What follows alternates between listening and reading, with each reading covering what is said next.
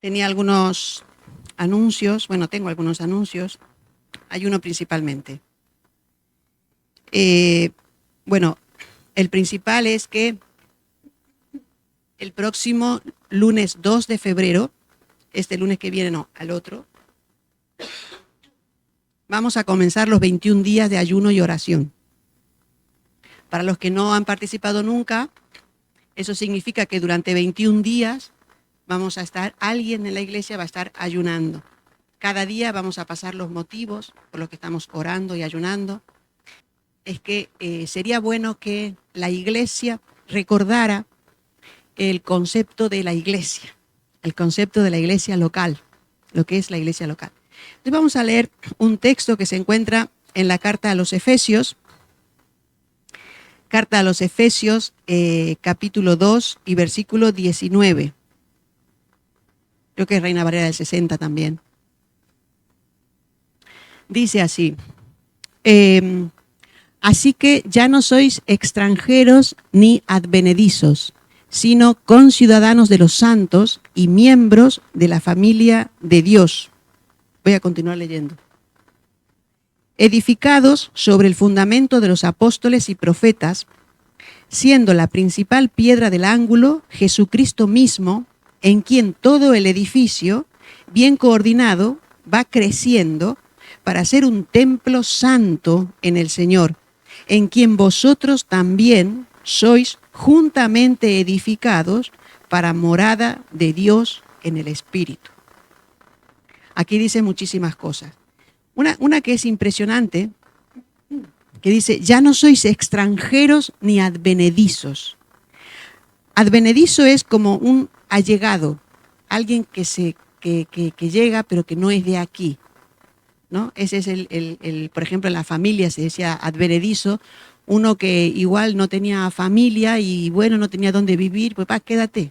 Entonces es advenedizo, es un allegado, no es de la familia. Pero dice el apóstol Pablo, ya no sois extranjeros ni advenedizos, sino conciudadanos de los santos y miembros de la familia de Dios. Está hablando como de un edificio donde dice que el fundamento, que estamos edificados sobre el fundamento de los apóstoles y de los profetas, pero que la principal piedra del ángulo es Jesucristo mismo. Eso es la iglesia.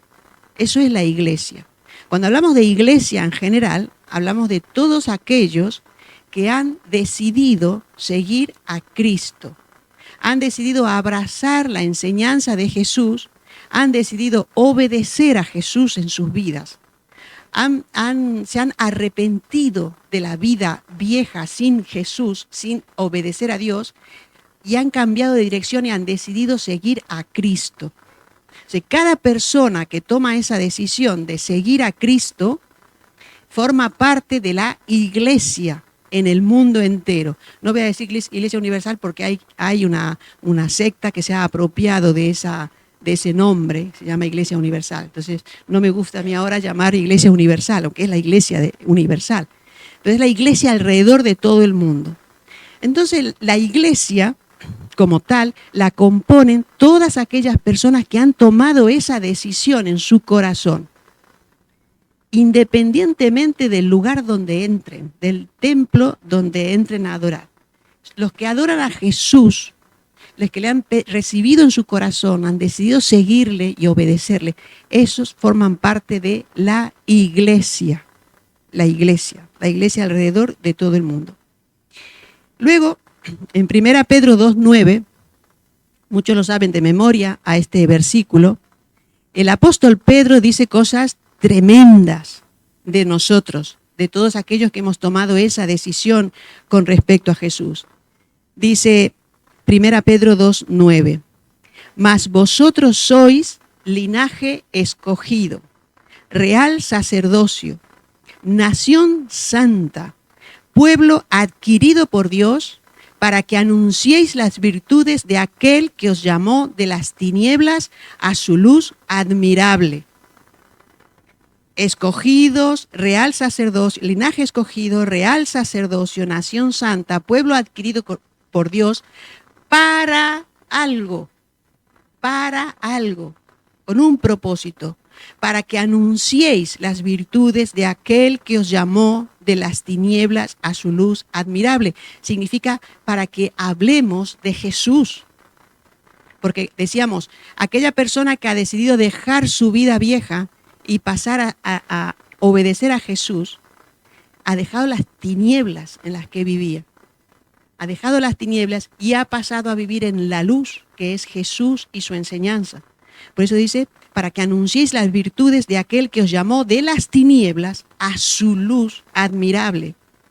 Vosotros que en otro tiempo no erais pueblo, y ahora sois pueblo de Dios. Nosotros en otro tiempo no éramos pueblo, éramos nada. El pueblo de Dios eran los judíos. Dice, vosotros que en otro tiempo no erais pueblo, pero que ahora sois pueblo de Dios, que en otro tiempo no habíais alcanzado misericordia, pero que ahora habéis alcanzado misericordia.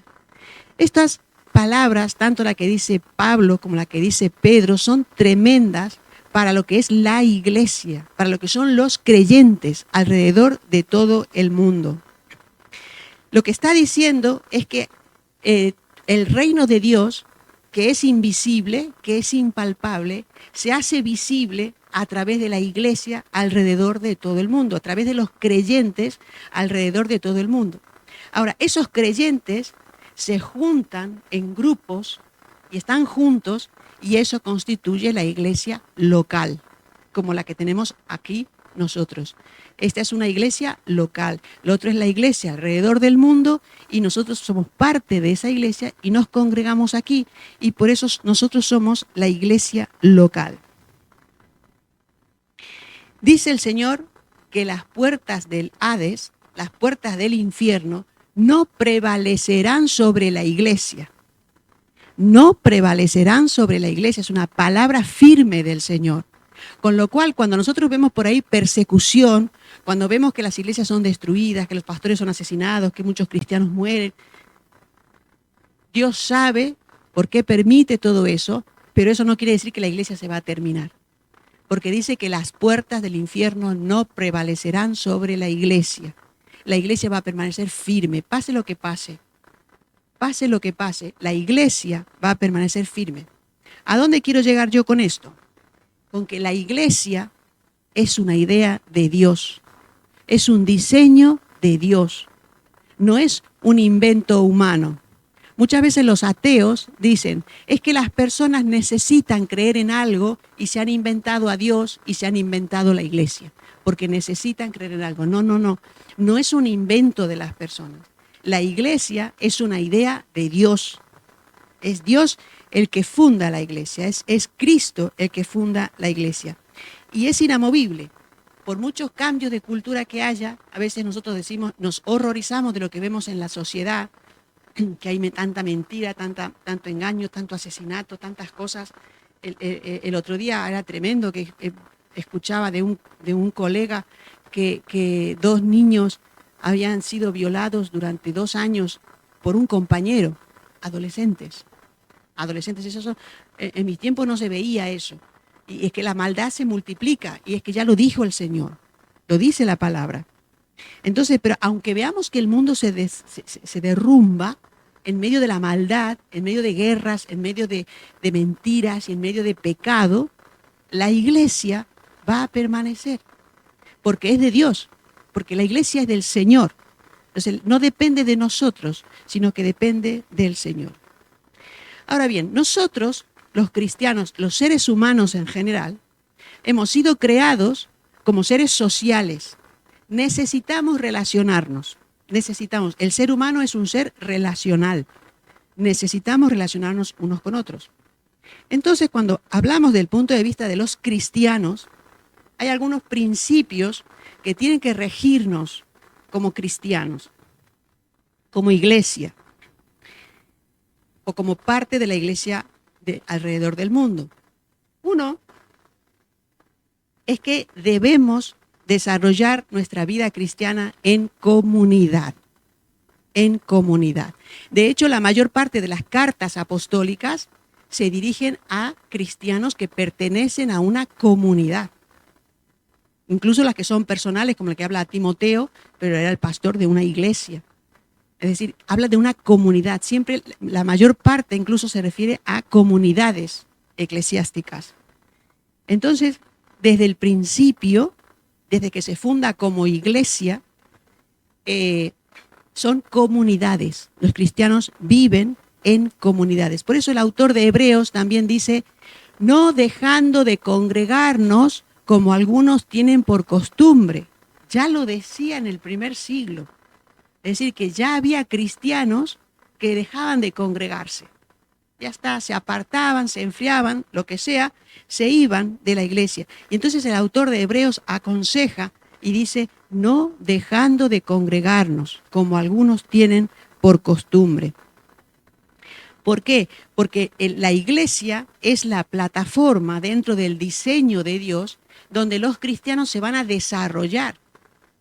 Los cristianos se van a desarrollar en diferentes aspectos, espiritualmente, socialmente. Los niños se van a desarrollar también, van a conocer la palabra, van a aprender principios. Es decir, la iglesia, Dios ha diseñado la iglesia para que sea una plataforma donde las personas que acuden, que forman parte de ella, se desarrollan en diferentes ámbitos. Yo creo, por ejemplo, y he conocido en otros lugares, matrimonios medio destruidos, a punto del divorcio, que conocen al Señor, se incorporan a la iglesia y Dios sana. Conocen al Señor y empiezan a obedecer al Señor y el Señor sana su matrimonio. Conocí a una pareja, cuando yo los conocí, ya llevaban muchos años en la iglesia. Pero ella me contaba que estaban a punto de divorciarse, cuando alguien les habló de Cristo. Y empezaron a ir a la iglesia, recibieron a Cristo, se bautizaron. Y empezaron a reestructurar su vida. Y de hecho, sus 2 hijos menores son pastores. Los mayores no, pero los 2 hijos menores que ya nacieron en el ambiente de ellos, de cristianismo, se crecieron conociendo la palabra, y son pastores hoy en día. Entonces, ¿eso por qué? Porque la iglesia es la plataforma donde Dios trabaja para bendecir a las personas. Por eso es que nosotros predicamos el evangelio, no es porque tenemos que, no sé, firmar una ficha y el Señor nos va a dar algo especial. Bueno, quizás nos lo dé. Pero ¿por qué lo hacemos? Porque sabemos que Cristo es la respuesta para los problemas que tiene la sociedad. Cristo es la respuesta. Y es la iglesia, la plataforma donde se va a proyectar toda esa obra de Jesús a través de los creyentes, utilizando a los creyentes para que se bendigan unos a otros. Por ejemplo, los frutos del Espíritu Santo se empiezan a desarrollar porque empezamos a conocer, el Espíritu Santo abre nuestra mente y empezamos a conocer el fruto y empezamos a trabajar en nosotros mismos para que se desarrolle esos frutos del Espíritu. Entonces, el primer principio es que necesitamos la comunidad de los cristianos. Es una necesidad básica. Nos necesitamos unos a otros. Nos necesitamos. El segundo principio, una vez entendido esto, es que debemos permanecer en la comunidad donde Dios nos ha puesto, si entendemos que Dios nos ha puesto. Cuando encontramos una iglesia donde se predica la palabra, donde hay amor, donde se enseña la palabra, donde se trabaja con los niños, donde hay gente amorosa que te contiene, que se interesa por ti, has encontrado la iglesia correcta. No que sea perfecta, porque no existe. Hay un pastor que dice, no existe la iglesia perfecta y si la encuentras ya dejó de ser perfecta porque entraste tú. No existe la iglesia perfecta. Es que claro, si la iglesia fuera perfecta, ¿cómo vamos a desarrollar actitudes como la tolerancia, la paciencia, el perdón después de un conflicto? ¿Cómo lo vamos a desarrollar si todo es perfecto? Si aquí nunca pasa ningún conflicto y todo está bien. Es imposible. Entonces la iglesia tiene que ser como es. Y las autoridades de la iglesia, pues tienen que ser correctas, eso sí, ya vamos a hablar de todo eso también. La iglesia tiene que ser el lugar donde se predica y se enseña fielmente la palabra de Dios. Cuando detectas que no se está enseñando la palabra de Dios, entonces sí es cuestión de empezar, de saltan las alarmas y decir, a ver qué pasa aquí, vamos a hablar. La iglesia no tiene que ser un lugar de consumo. Hoy en día existen muchas personas, muchos cristianos alrededor del mundo, que a las 11 de la mañana encienden la tele y se conectan con un culto en directo que están transmitiendo X, iglesia. Y entonces de vez en cuando mando una transferencia bancaria y dije, yo me congrego. Yo me congrego ahí, yo escucho la palabra, canto en la alabanza, escucho la palabra y de vez en cuando mando una transferencia bancaria y ya doy ofrendo. Yo soy de esa iglesia, yo pertenezco a esa iglesia. No pertenece. No pertenece, es un mero espectador de una iglesia que está transmitiendo en directo sus cultos. No es solamente un espectador. Entonces, eso es consumir un servicio. Está muy de moda el internet, ¿no? Y hay muchos cristianos, y esto es una moda que surgió en Estados Unidos desde hace mucho tiempo, que es así, que viven así. Pero eso no es participar de la comunión de los hermanos. Si no saludas a tu hermano, no te enfadas con tu hermano, no le saludas, no sabes cómo es, no sabes qué problemas tiene, no oras por tus hermanos, no te alegras de verlos, están ahí, ¿y quién será? Los ves ahí cuando pasa la cámara, ¿no?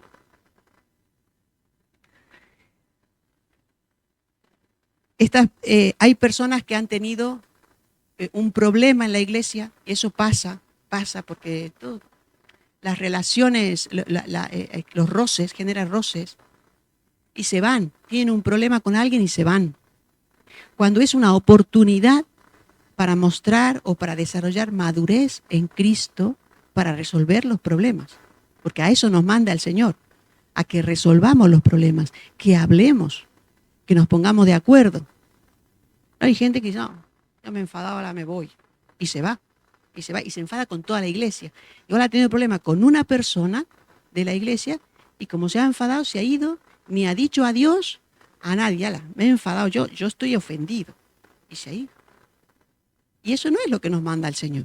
Y muchas veces se creen muy espirituales, porque ay, lo que me han hecho. Es que en todas partes hay problemas. En todas partes hay problemas. Hay una ilustración muy bonita y muy vieja también, que es la de la perla. La perla, ¿saben de dónde nace la perla? De la ostra. De la ostra. Resulta que la ostra, cuando le entra un granito de arena, se le queda dentro y no la puede quitar. Eso irrita el tejido de allí de dentro de la ostra.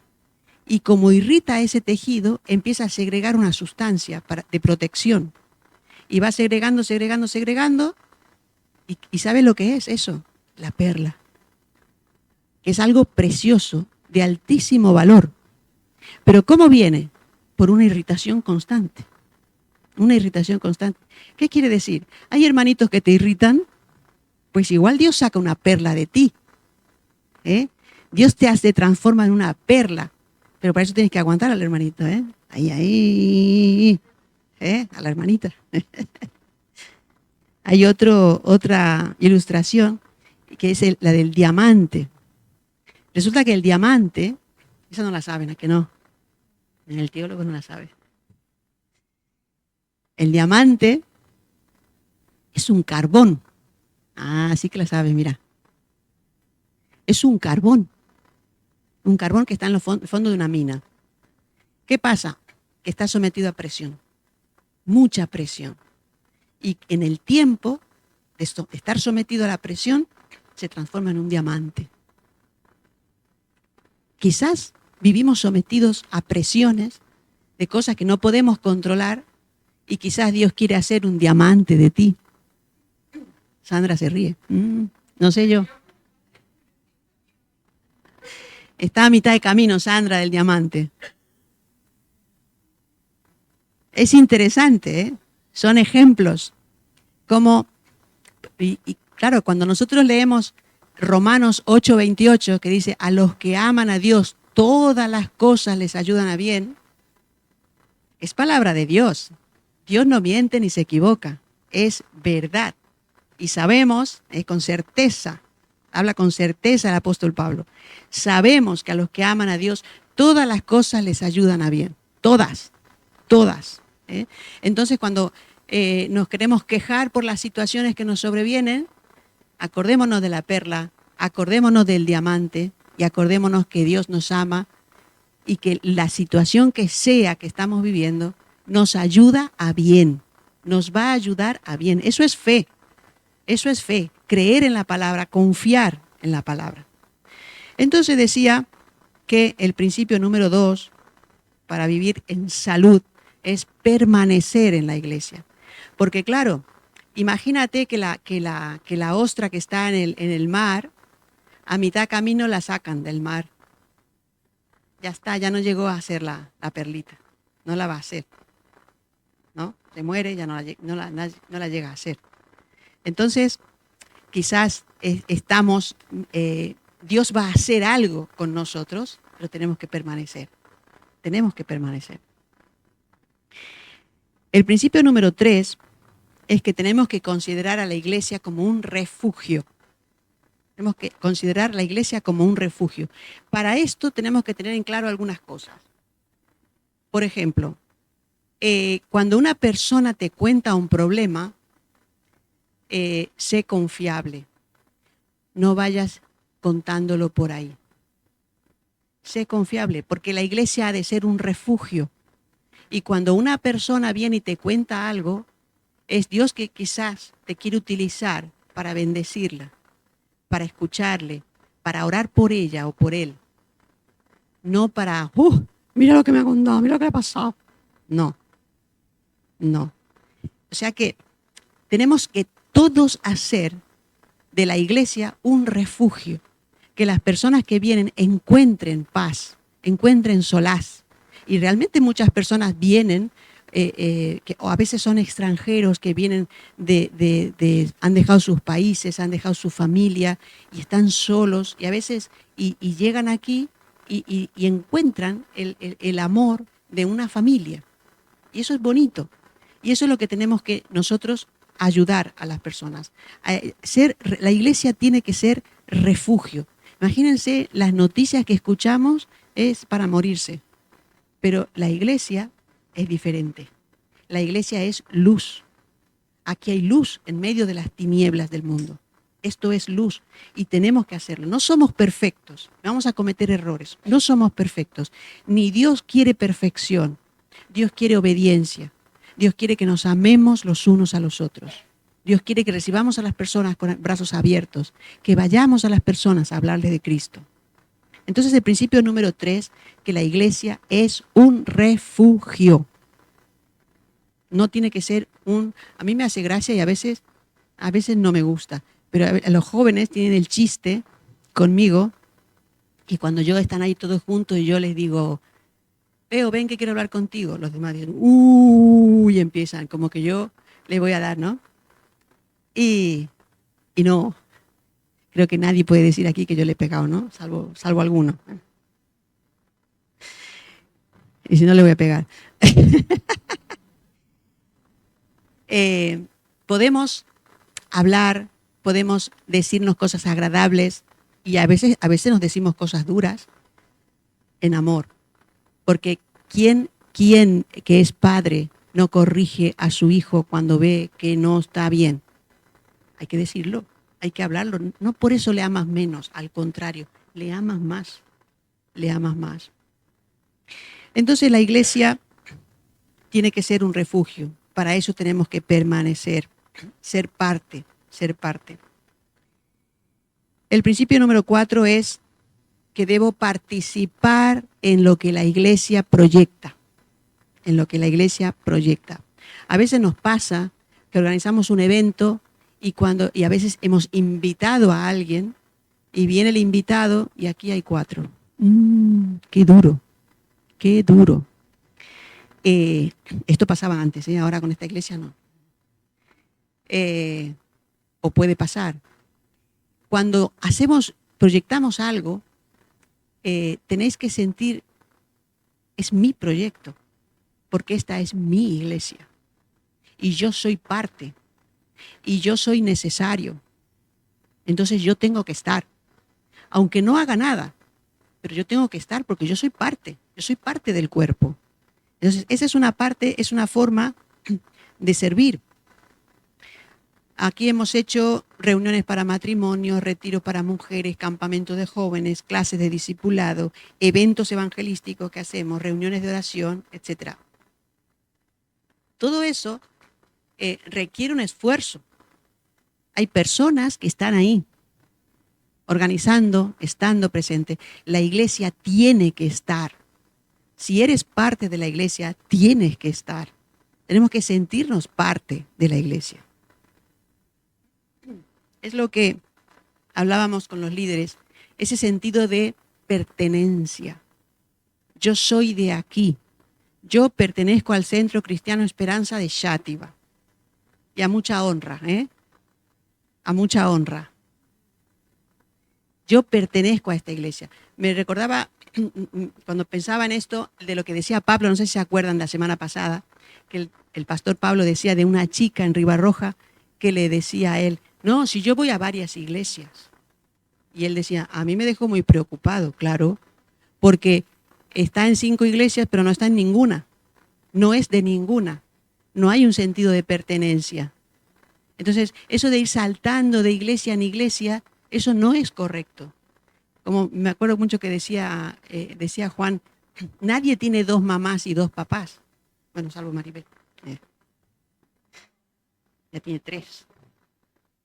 Nadie tiene 2 mamás y 2 papás. Tenemos una mamá y un papá. Tenemos una iglesia. Pertenecemos a una iglesia. Ese sentido de pertenencia, si no lo tienes que desarrollar. Porque nadie te margina, nadie te va a separar, las puertas están abiertas. Aquí te recibimos con los brazos abiertos. Ven y si quieres servir, vas a encontrar lugar para servir. Ven. Pero tienes que sentir que eres parte. Eres parte. O sea, sentido de pertenencia. Y una forma de alcanzar ese sentido de pertenencia es orar cada día por la iglesia. Cada día ora por la iglesia. Que el Señor nos dé luz, que el Señor nos dé sabiduría, que podamos alcanzar a los perdidos. Ora por la iglesia. ¿Sabe que una de las cosas que me aflige, entre comillas, de que Juan se haya ido? Porque él oraba todos los días por la iglesia. Todos los días. Y casi que a la hora de comer, el Señor bendice la iglesia. Yo decía, el Señor estará de la petición. Pero yo después pensé, hay una oración menos. Hay uno menos que ora por la iglesia. Tenemos que batallar. Hay que orar por la iglesia. Tiene que ser una caldera ardiente que esté ahí. Decía, mi hermano hablaba el otro día que habían compartido en la barca sobre la iglesia más grande del mundo, en Corea del Sur. Y había ¿cuántas personas orando? 7,000 eran en una reunión de oración. 7,000 en una reunión de oración. Ojalá nosotros tuviéramos 20. Ojalá llegáramos a tener 20 en una reunión de oración. Es como desafiar al infierno mismo. Cuando dice el Señor, las puertas del Hades no prevalecerán sobre ella. Para eso la iglesia tiene que estar en oración. Tiene que estar ahí, ardiendo en oración. Entonces, es necesario que nos sintamos parte de la iglesia. Esta es mi iglesia. Esta es mi iglesia. Jesús dijo, o sea, la iglesia, para él la iglesia es alrededor del mundo, todos. Y Jesús dio su vida por la iglesia. Nosotros no vamos a ir a una cruz a morir por la iglesia, pero sí que debemos entregar nuestra vida por la iglesia y priorizar en la iglesia. Priorizar. El punto número 5 es, aquí ya se pone un poco más escabroso. Tenemos que apoyar financieramente a la iglesia. Lo que hablaba hoy mi hermano es una forma de adoración. El diezmo, la ofrenda. El diezmo existe de tiempo inmemorial, ni siquiera es de la ley. Abraham ya dio los diezmos. Jacob ya prometió los diezmos. Y Moisés todavía ni aparecía en pintura. No estaba la ley todavía. Dice el Señor que tenemos que dar generosamente, generosamente, para su obra, para la extensión del reino. Ahora, la extensión del reino también significa mantener el lugar donde nos congregamos. No saben la cantidad de gastos que tiene esto. Pagamos luz, pagamos agua, pagamos impuestos, pagamos una suscripción a una entidad que nos provee material de niños, pagamos las fotocopias para el material de niños, pagamos muchas veces, la iglesia tiene que suplir lo que falta de campamentos. O sea, hay mucho gasto. Hay limpieza, hay un mantenimiento de los extintores, eso hay que pagarlo. Hay seguro, porque si nos pasa algo, se nos cae el pelo, hay un seguro que pagar y es caro. Todos esos gastos son la iglesia. Entonces, no es suficiente con la limosnita, la monedita. Como ya no voy a abundar en lo que ya ha compartido Ramón. Tenemos que ser generosos en las ofrendas. Y recordando que hay dos gastos gordos que esta iglesia no está sufriendo. Desde hace años, mi familia ha ido comprando los locales. Hemos comprado los locales para la iglesia, para que la iglesia se congregue, porque no queríamos alquilar donde alguien venga un día y diga, no, necesito un local, os tenéis que ir. Y ya nos hemos quedado ahí. Ahora compramos un local y nos hemos esforzado, nos hemos hipotecado y hemos pagado y tenemos los locales para que la iglesia se reúna. Y la iglesia no paga alquiler. No paga alquiler. Un gasto gordo que no tiene la iglesia. Y otro gasto es que no sostiene obreros. Porque si no tendría que pagar salario y seguridad social. No sostiene obreros. No da ofrenda a ninguno de los que trabajamos aquí. Alguna vez si nos estamos planteando dar una ofrenda a los hermanos que vienen y nos bendicen con la palabra. No damos ofrenda a los seminaristas que están estudiando en Córdoba. Eso porque sé que ha habido rumores por ahí que la iglesia está manteniendo a los seminaristas en Córdoba. No es así, que lo sepáis. Ni una ofrenda se les ha dado. O sea, ellos, el Señor les está sosteniendo. Como sea, no sabemos. Están trabajando también. O sea que la iglesia aún tiene la bendición de que hay gastos que no los tiene como tienen otras iglesias. Otras iglesias tienen obreros a todo tiempo y los tienen que mantener con familia. Esos gastos no tiene la iglesia hoy, pero hay otros gastos que hay que suplirlos. Entonces, pero esto es espiritual. Más allá de que la iglesia sepa los gastos que tenemos, es espiritual. Es ofrendar a Dios una pequeña parte de todo lo que Dios nos da, porque lo que Dios nos da no se puede medir. Porque ¿cómo vamos a medir la salud? ¿Cómo vamos a medir la familia, los hijos, la buena relación con el esposo, con la esposa? Todas esas bendiciones que hay no se pueden medir. Entonces lo que nosotros le damos es una pequeña parte de lo inmenso que no se puede medir que Dios nos da. Tenemos que ser conscientes de que esto no se aguanta solo. Y tenemos que proponernos en nuestro corazón bendecir a la iglesia también con nuestros bienes.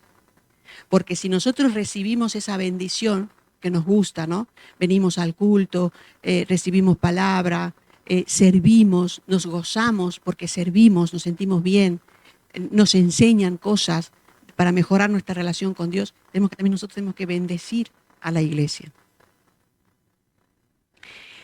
El siguiente principio es: sujétate a las autoridades. Sujétate a las autoridades. Salvo cuando haya abusos de poder, que los ha habido en alguna iglesia y todavía circulan por ahí imágenes en las redes sociales, tristemente. Salvo que haya situaciones fuera de la palabra de Dios, entonces hay que hablar con los líderes. Sujétate a los líderes. Si los líderes te dicen por aquí, por aquí. No existe el llanero solitario en las iglesias. No hay bendición Si no hay, si en realidad lo que predomina en el mundo es la rebeldía. Si se dan cuenta, lo que hay predominante es la rebeldía a todos los niveles. Rebeldía de los hijos, rebeldía de los alumnos con los profesores, rebeldía con la policía, rebeldía con todas las autoridades. Es lo que reina en el mundo. Entonces, eso es el mundo. Pero nosotros no tenemos que ser rebeldes, tenemos que ser obedientes. Obedientes a la palabra. Y si en algo no estamos de acuerdo, lo tenemos que hablar. Lo tenemos que hablar. Pero la rebeldía no trae bendición. Y sabes que hay un principio fundamental. Y es que si tú eres rebelde, cuando tú estés en autoridad, los que están debajo de ti van a ser rebeldes contigo. Es un principio espiritual. ¿Por qué? Porque vas a cosechar lo que has sembrado. Entonces tenemos que ser obedientes a las autoridades, respetar a las autoridades, no batallar contra ellas, sino respetarlas. Y el último principio es sirve. Sirve en tu iglesia. Dios sabe lo que puedes dar, lo que no puedes dar también. Aquí tenemos ocasiones y oportunidades para servir. Y lo recibimos con los brazos abiertos. Hay lugares para servir. Entonces, sirve. Bendice a otros con tus manos. Bendice a otros con lo que Dios te ha dado. Bendícelos. Porque eso es la iglesia, el cuerpo de Cristo, donde unos a otros nos bendecimos. Cada uno bendice a otro con lo que tiene. El viernes hablábamos con los jóvenes de la multiplicación de los panes y los peces. Y analizábamos el pasaje y decía, ¿ves lo ridículo que era lo que tenía el muchacho? Para tanta gente que había ahí. Era ridículo. Pero eso ridículo, Dios lo utilizó y bendijo a muchísima gente, a miles. O sea, lo que tú crees que es ridículo, lo que tú tienes en tus manos, eso Dios, si tú se lo pones en las manos de Jesús, Él lo va a multiplicar y lo va a utilizar para bendición a otros. Así que estos son los principios en los que quería que meditáramos en esta mañana. Que lo que más me interesa, que nos sintamos parte de la iglesia. Que tengamos ese sentido de pertenencia. Yo pertenezco aquí. Y yo sería lugar de otra predicación hablar de los derechos y de las obligaciones. Pero primero tiene que haber un sentido de pertenencia. Yo pertenezco a este lugar. ¿Vale? Así que, recordando lo que dice el apóstol Pedro, vosotros sois linaje escogido, real sacerdocio, nación santa, pueblo adquirido por Dios, para que anunciéis las virtudes de aquel que os llamó de las tinieblas a su luz admirable. Siendo todo eso como parte de la iglesia, os animo a que os involucréis de momento en los 21 días de ayuno y oración. Y ya iremos anunciando los siguientes eventos que hemos programado. Que el Señor os bendiga y que podamos ser fuertes en Él y que saturemos a Xátiva con la palabra del Señor.